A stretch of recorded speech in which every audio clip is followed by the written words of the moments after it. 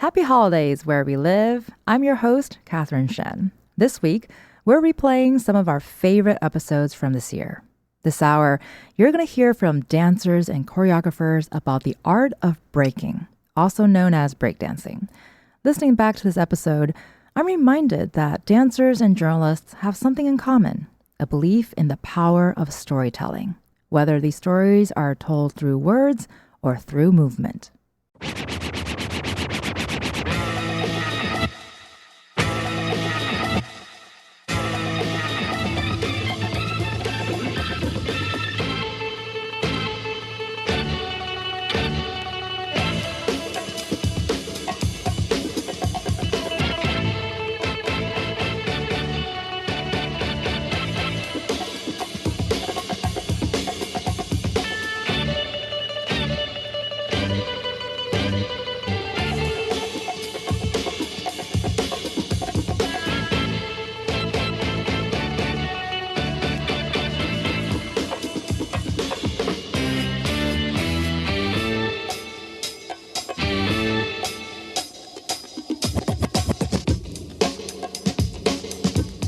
This is Where We Live from Connecticut Public Radio. I'm Catherine Shen.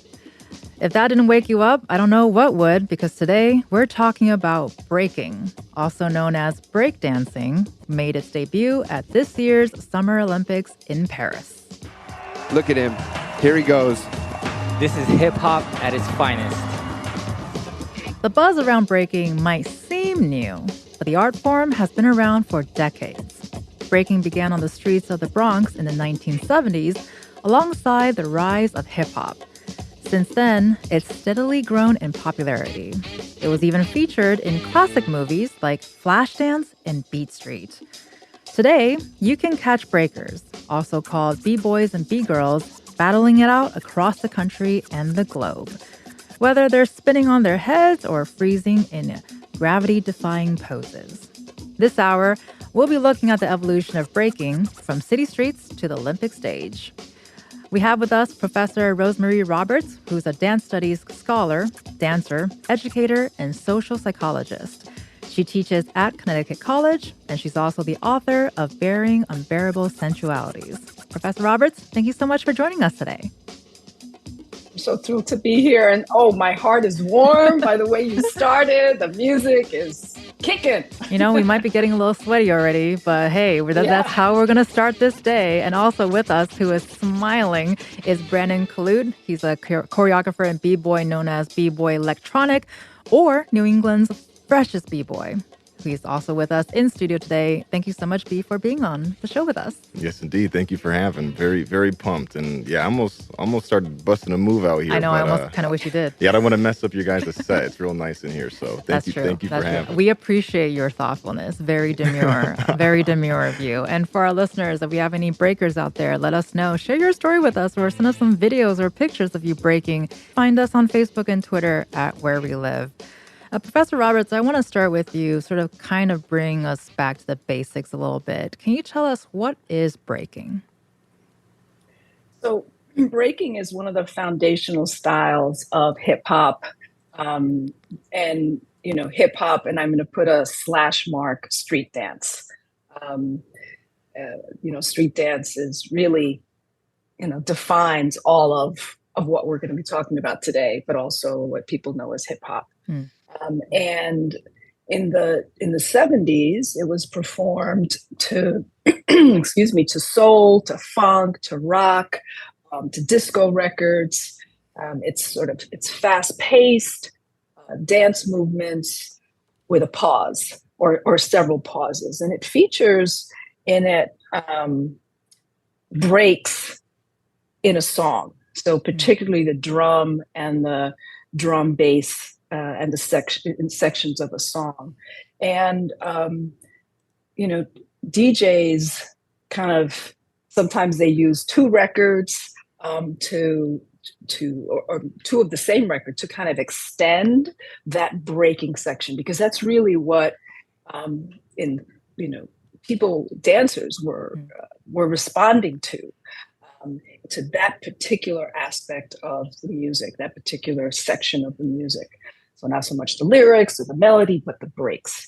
So that's sort of how it gets its name, because it's where the breaks happen, that the movement is, kind of breaking it down, so to speak. And it has these, kind of discernible components, top rock, footwork, go down is what some breakers call it, spins, air moves or power moves, and freezes. And then, sort of the essential elements of breaking are really its history, community, and its aesthetics. So. And there's so much history. Yeah, there's so much history here, and that's why I kind of want to start out with the basics, because there's so much nuance here too. And is it correct to call it breaking rather than breakdancing? Yeah. So as it moves into the commercial world, it becomes breakdancing in movies and so forth.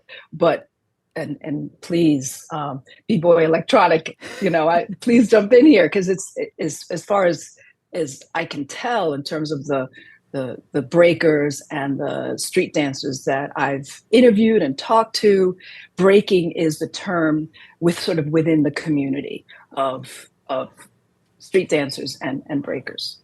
Absolutely, yeah. The OGs, we call them the OGs, the purists. They'll always say, it's breaking. But to be frank, breakdancing I think is a fine term. Actually I think it's even more descriptive of what's happening. Sure. So for me, it's cool. All right. Breaking, breakdancing, b-boying, b-girling, all the same. Well, I can see the differentiation needed if you're not talking about if you're not talking about dancing, you're saying you're breaking, it could mean something very different. Absolutely, right. And so, can you talk about, what do breakers look for when choosing music? Is it easier? Are there certain music that's easier to break than others? Do you usually go for classics? I'm assuming the music evolves as well. What do you do when you're choosing music? Yeah, so kind of like what Professor said there is the drum, that drum loop really is what started this whole thing off, so the breakdown or the break for the DJs was always about finding that nice drum loop. And I guess, as a B-boy, I'm looking for the same thing, except now with digital media, it's so much easier to mix things. And, I joke that there's really like maybe 20 or 30 songs. Sure. But just, hip hop is so big on remix culture. It just, people experiment with the same loop 10 different ways, So you're looking for that energy, that power in the drum, for sure. And Professor Roberts, talk to us about the origins of breaking. We were talking about history earlier, where this is actually a genre, if you will, with so much nuance. Where did this form of dance begin, and who were some of the pioneers? So, my voice is all of a sudden a little crackly here. There are a bunch of origin stories. One of the most popular ones takes us back to the Bronx. And people often say it's the South Bronx. Yes, the South Bronx. But there's also the West Bronx. Cool Herc, Clive, who became popularly known as DJ Kool Herc. So immigrates from Jamaica, has an amazing sound system, and his sister, and this is a piece of the history that often is not told, but his sister, Cindy Campbell, wants to raise money for back to school clothes. Fordham Road in the Bronx is where people go shopping, but she's like, you know what? I don't want to go to Fordham Road. I want to go to Delancey Street in Manhattan, Lower Manhattan. So she wants to raise money. It's like, cool, I'm going to throw a party. So she throws this party in the community center within the building that they live in the West Bronx. And, she gets her brother to DJ. And sort of that becomes sort of the place where, they're they do index cards for as posters. And now they're doing tours in the Bronx, by the way, at this celebration of the 50th anniversary of the building where this occurred. And people are like, this is where it was born? Wow. Because it's literally a community center within a large building. And it's actually, the space is actually not that big. So earlier when you were like, when B-Boy was saying, how I could bust a move, I could imagine busting a move in a very kind of confined place, because that's sort of how, all of these moves get innovated, is using what you have available to you in terms of space, in terms of floor, in terms of music, in terms of sound. So that is one of sort of the origin stories of hip hop, street dance, and breaking specifically. And cool DJ Herc, starts to kind of experiment with these different elements of music from Jamaica, dance hall music, and this booming sound. But he's very, he wants to connect with the dancers. And the way he does that is he watches very carefully and what's happening, what's the music that people are vibing to, what that are moving to, and then that extended, and then starts to kind of figure out, we need to extend the breaks, because that's when it's lit on the dance floor. On the dance floor, in community centers, on the streets, block parties, but also when it starts to migrate into clubs. Well, I love that story so much because it's blending sort of nothing brings more people in to support a cause like back to school than a fun neighborhood party. And the fact that it started in a community center, it kind of makes sense to me because tell me if I'm wrong here, but I think breaking at its core was about bringing people together in community and having a good time. Absolutely. I mean, I like to quote the original slogan, peace, love, unity, and having fun. And I love that that having fun bit is on there, because I almost imagine like, the four creators of hip hop being like, yes, peace, yes, love, yes, unity, yes. And someone's like, hey, what about the fun stuff? Right. It's like, yeah, so having fun has always been such an important part, especially going back to 70s Bronx. If you weren't at the Cool Herc party, chances are you were probably doing something you weren't supposed to be doing as a young person. So these parties provided things to do, constructive things to do for young folks. And do you think that message is equally as important today to have especially the having fun part?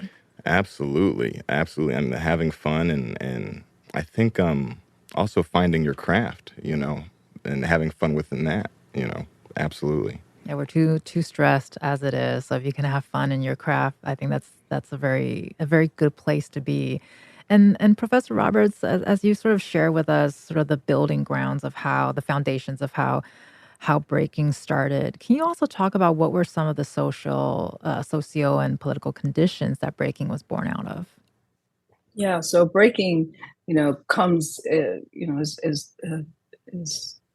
as Brandon was saying, sort of it comes into its birth in this environment where, in the Bronx, South Bronx particularly, where there was an extraction. It was like extraction of labor, and financially, the city was just really moving all of its funds out of the South Bronx. So you have, buildings burning, sort of the things that we see.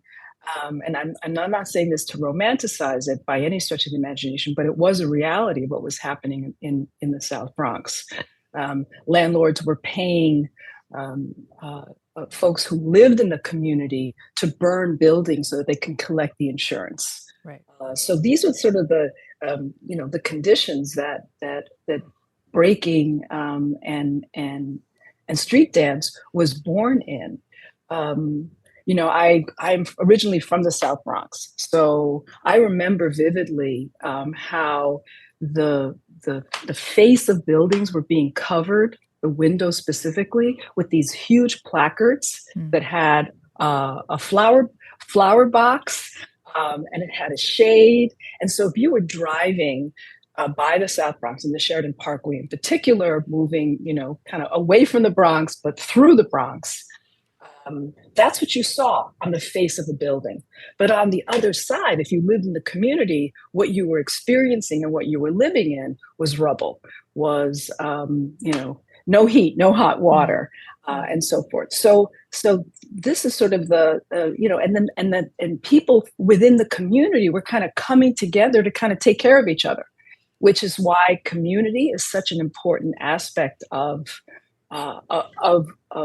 breaking. And fun, to celebrate, to be together, to have a place where you could, as Brandon said, practice your craft, because people often talk about dance, hip hop, or street dance as a technique. It's much more than that.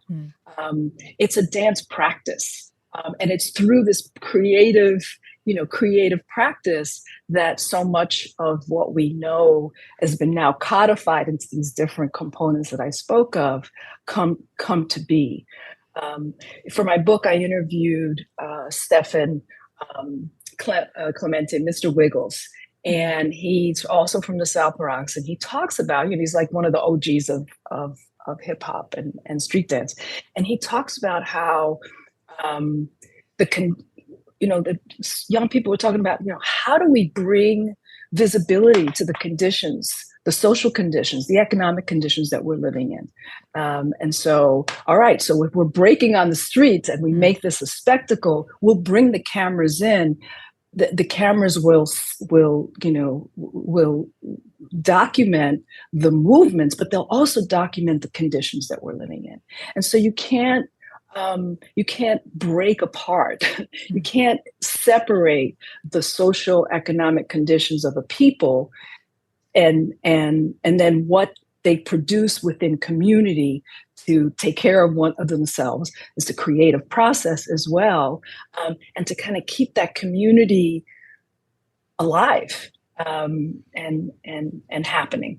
Well, I think it's amazing to sort of follow and trace the dance steps of history with breaking, because you mentioned so many elements just within this short time frame.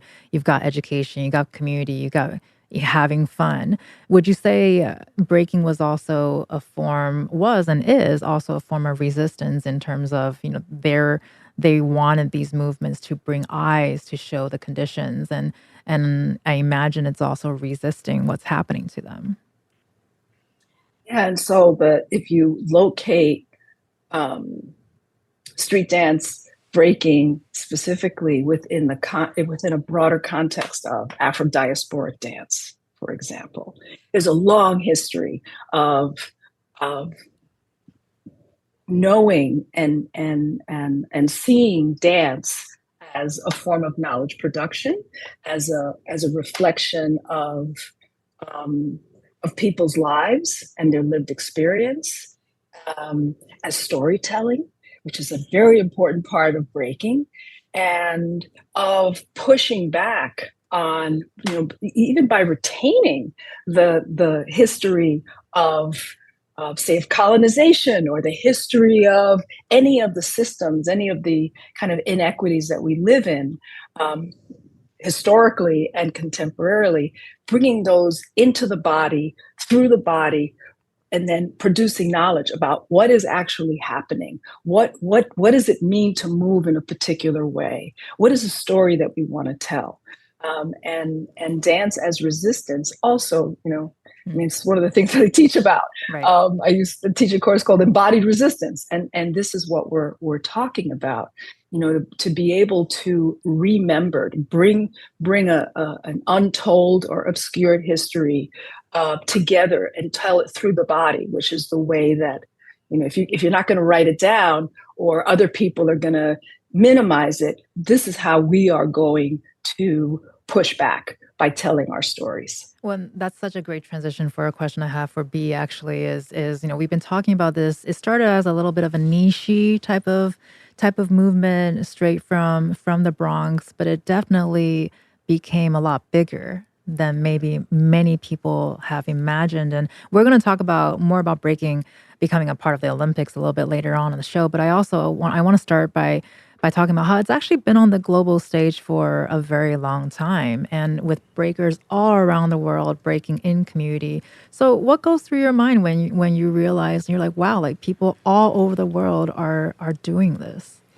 Yeah, I think it's such a beautiful thing, you know. I mean, how many things can we point at in the world where, you know, every country, every type of person, you know, doesn't matter what the background, um, there's breakers, you know, and what's really cool too is, you know, each region kind of specializing in their own, you know, techniques, even within breaking, you know. For example, I know like out in Europe, there's a lot of what we call power heads. You know, they're doing the head spins and the windmills and things like that. And, you know, you mentioned the Olympics, and out in Australia, they're a little more, I think, storytelling driven.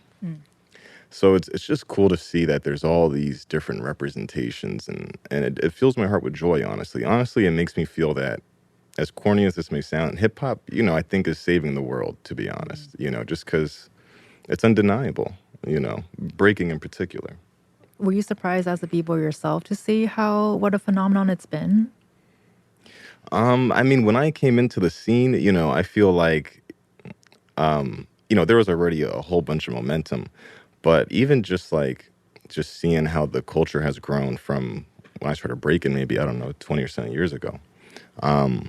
It's beautiful. You know, you got these competitions, you know, Red Bull, I'm thinking of Battle of the Year, you know, so it's definitely, it's cool to see how it's expanded. Well, we're going to be digging deeper into the world of breaking after a quick break. You've been listening to Brandon Kalut, aka B-Boy Electronic, and also Professor Rosemary Roberts, who will be back to talk to us about the origins of breaking.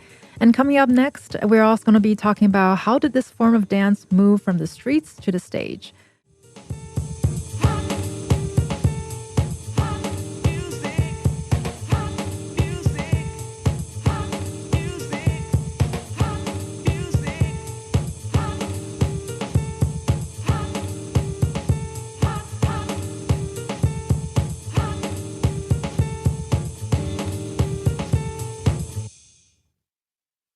Leaving bodies all over the street. But now it's hip hop, breakdancing, pop, electric boogie just won't stop. Everything in the town is built around that cutting, scratching, and hip hop. This is Where We Live from Connecticut Public Radio. I'm Katherine Shen. This hour, we're looking at the evolution of breaking, also known as breakdancing. I'm joined by Professor Rosemary Roberts from Connecticut College. Professor Roberts is a dance studies scholar, dancer, educator, and a social psychologist, and she's also the author of Bearing Unbearable Sensualities. And I'm also joined by Brandon Kalut, who's a choreographer and b-boy known as B-Boy Electronic. So, Professor Roberts, can you tell me more about your personal journey with breaking and other forms of dance? You know, when did you know that you were a dancer and this was where you wanted to pursue? Oh boy. So, You got this. well, I started dancing at a very early age. I learned not just about 3 or 4 years ago that it was actually my aunt who paid for my dance lessons because I always danced. I remember my dad used to play music on the big console stereo, and I would be dancing. I evidently had a name that I called myself. And when I would go out with my aunt and we'd be walking the streets of the Bronx and there's music, what would happen? We'd need to stop because I'd need to dance. I learned to dance on my dad's feet, dance salsa. My dad was originally from Puerto Rico. And so there's that aspect. So I start taking lessons, but I don't have the body. I start going to an actual studio, the Acaro Sisters studio on Bruckner Boulevard. It no longer exists because I'm old. But that's why I start taking formal dance lessons in ballet, in tap, etc. But I don't have the body for a dancer. aesthetically, I'm not tall, I'm not thin, I have hips. Mm. And so I start to feel very self-conscious. And so I basically kind of stop taking formal dance training. Right. Pan, many years later, I'm working on a one-woman show about my life with someone, and she asks me, "So, what do you know about the dances and that are sort of indigenous to you, being you know, parents from Puerto Rico, from Cuba, Jamaica, like, what do you know?" And I realized that I knew very little, if anything. And so I start to study what at the time downtown in Manhattan, I start to study Afro-Caribbean dance with one of my teachers, Richard Gonzalez. And I never do the one woman show, but I started to, do like Afro-Cuban dance and Brazilian and Haitian and Puerto Rican, all traditional dances, bombi plena. And my body sort of, it just gives me a sense of life and invigoration, but it also, I then want to know more. I want to study more. I want to know, what are the origins? I have to learn the music. I have to learn like all the aspects of it, the history of it. And then, so I start to do that. I go to, I'm in college, but then I go and I get my PhD in social psychology. And while I'm doing that, I realize through the work of Catherine Dunham, which is one of our mothers of dance, I start to learn how, dance is a way that people move. It's a way of life for people. It has all of these really interesting influences. Haitian dance. It has influences from West Africa. It has, and so being someone who loves to sweat physically and intellectually, I just love all of this, and I just go into this sort of study of the context as well as the practice. I'm in a PhD program, and when you're in a PhD program, we lose our bodies. It's all about the intellect. And so I start to kind of figure out, how do I bring these together? How do I bring the intellect and the body together? And so that becomes my way in.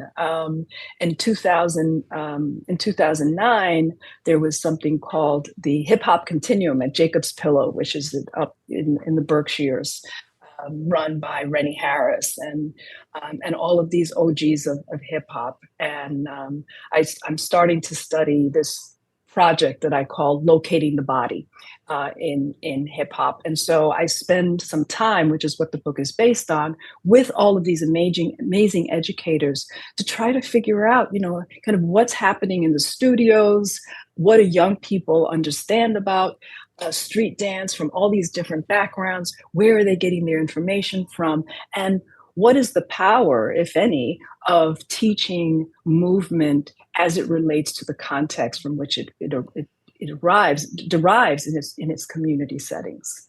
Well, it's been really fun. It's been really fun hearing you sort of dance your way into this rabbit hole, and clearly it's still going. And I love that we're having this conversation because, like we were saying earlier, it's just there's so much here that I never thought there's so much history to this. And of course, B, I want to sort of pose a very similar question to you: is how did you first get involved in breaking? Was there that moment?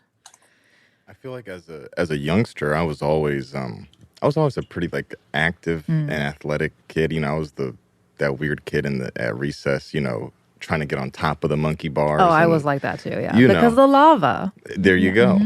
So I was just always bouncing around and flipping around. So I got into it just kind of from watching folks on TV. I remember I used to watch this dancer shadow. His name is B-Boy Do-Knock, John Cruz. And there was this show back in the day, going back here, Star Search. Oh man, I just remember I was like, I'm learning all those flips. I was like, every flip I see Do-Knock do, I'm going to learn.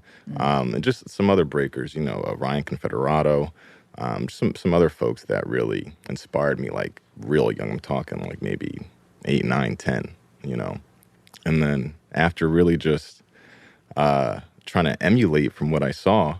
I was grateful enough to discover the greater scene out here in Connecticut, and that's when things really popped off. When I linked up with my hometown's in New Britain, so I linked up with some of the b-boys out there, and we used to practice at we call this the band shell out in Walnut Hill Park, and we used to be practicing out there, man, like hours. Just having fun, exchanging. The OGs would give me tips and things like that. So that's kind of how I got into it.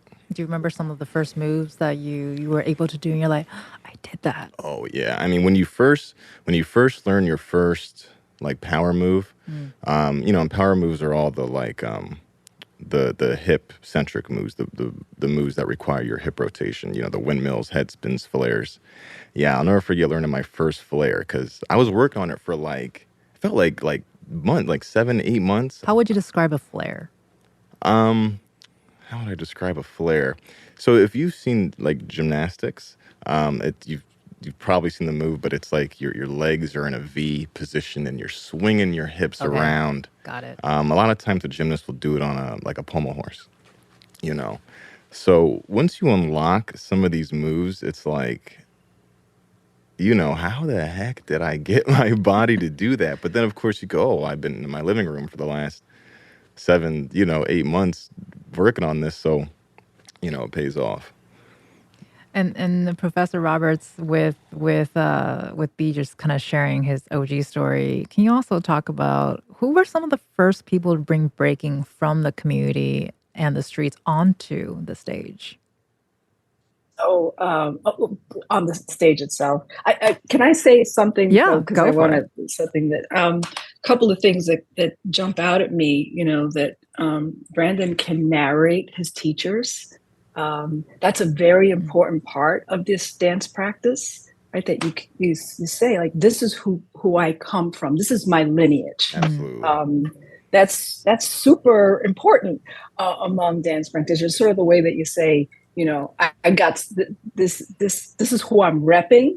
Right. This is the community I'm repping. That's a really important part of it. And just all the way that it when he was talking about the flares and, how he's talked about gymnastics, the way that street dance breaking has borrowed from all kinds of movements and dances. I mean, kung fu movies were very important in the early iterations of breaking. So you see that. How are the elders walking? Oh, they're walking this certain kind of way. Well, then that's how I'm gonna bring that into my my breaking moves. But you asked me a question. I want to come back to it. So could you repeat the question for Absolutely. me? It's, who are some of the first people to bring breaking from the community and onto the stage? So, there's this moment that we talk about with Rennie Harris, Pure Movement, who was from Philly. And he is sort of known for the first to kind of bring street dance, hip hop dance onto the concert stage. And that now it's being performed in this sort of on the proscenium stage, so to speak. So he's really, really known for that. You also have a bunch of groups, Fabulous Five, much earlier than Rennie Harris, that are,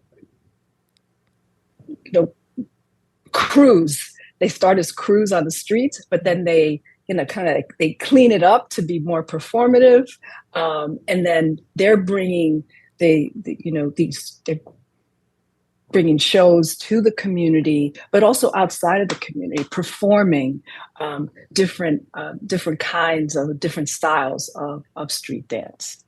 And B, you've been, I think, in both worlds, dancing on the streets and parks and also dancing on the stage. And speaking of really bringing this to a different audience, you've played a role in bringing breaking to the stage locally. And so I want to ask you about breakdancing Shakespeare. Yeah. Tell us indeed. about that.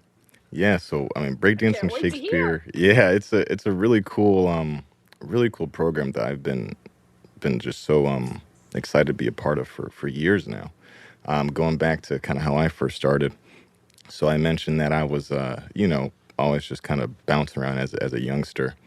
But in, 08, '09 is when, in addition to linking up with some of my mentors, that's also when I discovered the Hartford stage.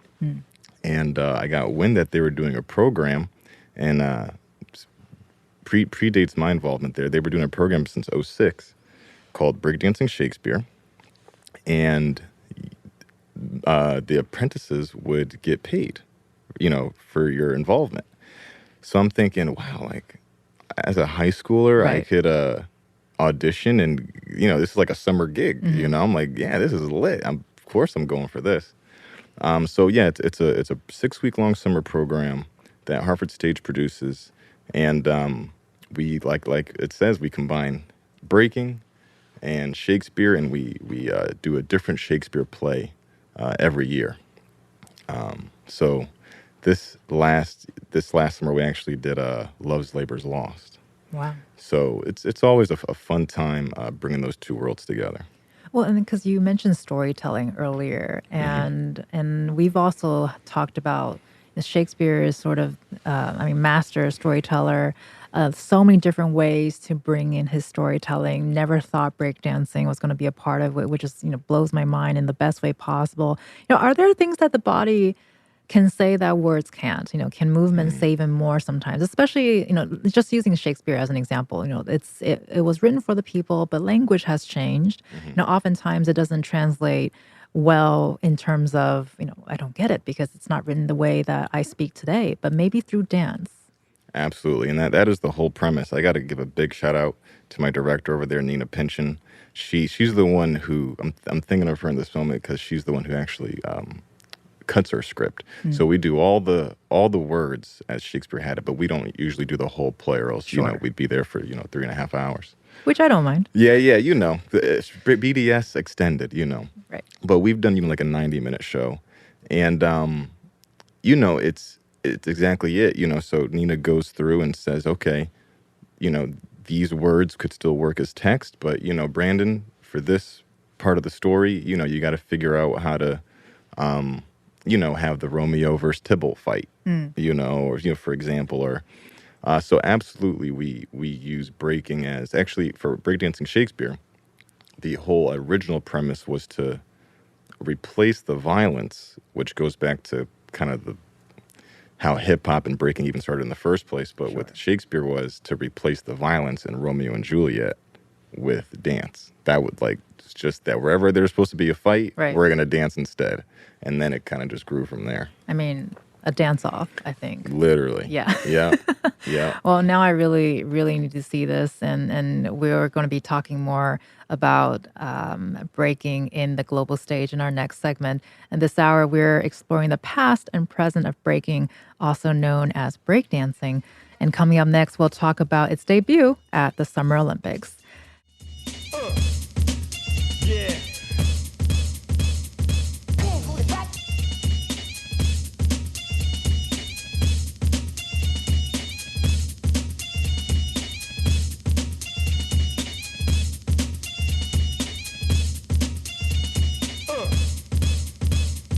Peace, my brother.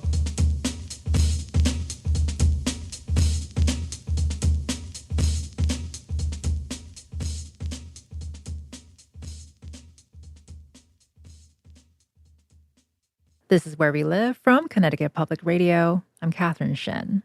Breaking, also called breakdancing, is a popular form of dance that began in the Bronx half a century ago.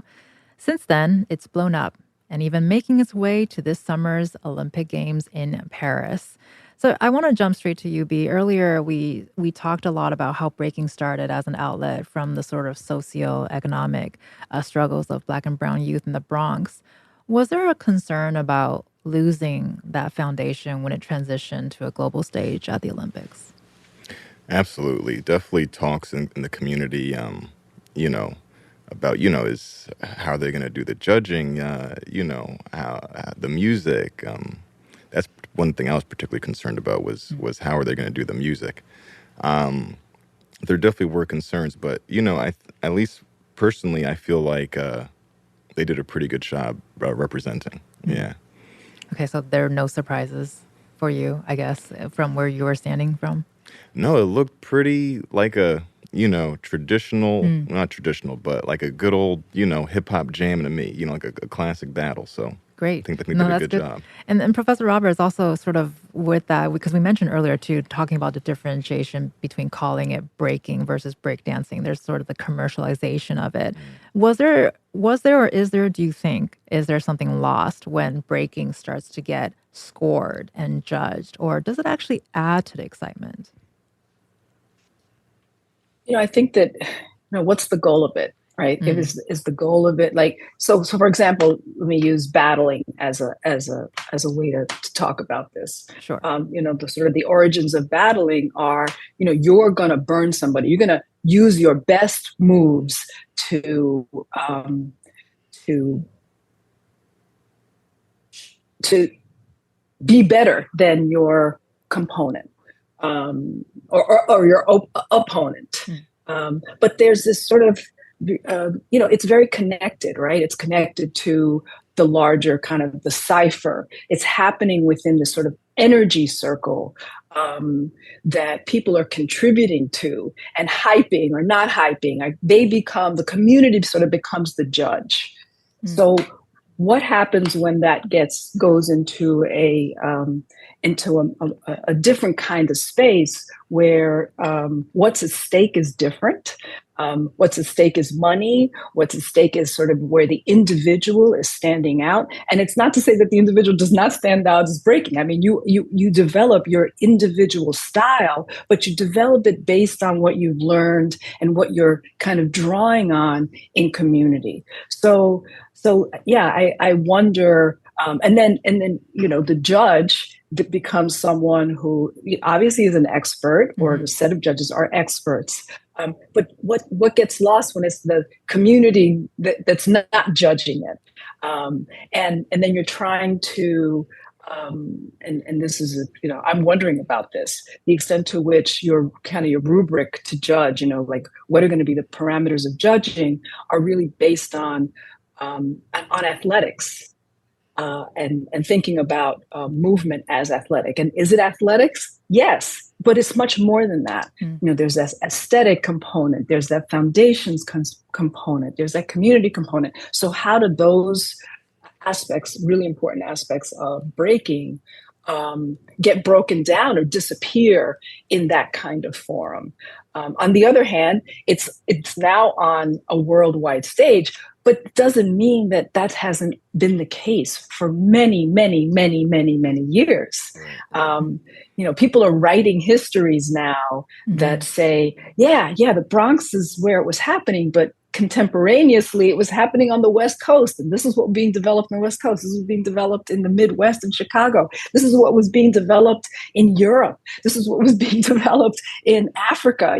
So those are the questions that that come up for me when I'm thinking about how hip hop, how street dance, how breaking moves outside of its origins and then gets spread to different places. What is gained and then what's also lost. Well, and building on what Professor Robert just said, one breaker really dominated the headlines during the Olympics. And you mentioned Australia earlier, Australian breaker Rachel Gunn, a.k.a. Ray Gunn.